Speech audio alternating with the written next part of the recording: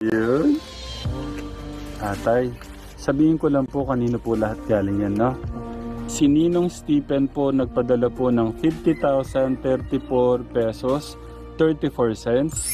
Si Ate MJ po ay nagpadala rin po ng 20,272 pesos. Si Tita Jelly Royo 2,000. Si Tita Cherry AC 1,426.94 cents. Salamat po kayo. Maraming salamat po. Marami Thank you po ulit kay Ninong Stephen, tsaka po kay Ate MJ, kay Tita Jolly Royo, tsaka kay Tita Cherry.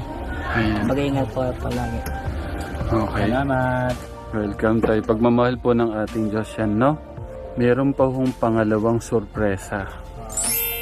At sasabihin po ni Kuya, kanino po galing yung pangalawang sorpresa po namin, no?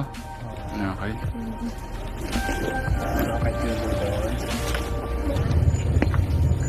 Ano yan? Tay, sabi niya ano daw yan eh. Okay.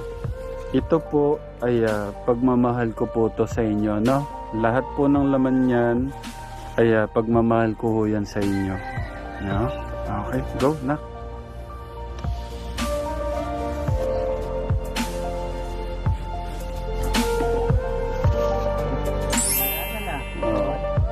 Meron na naman, no?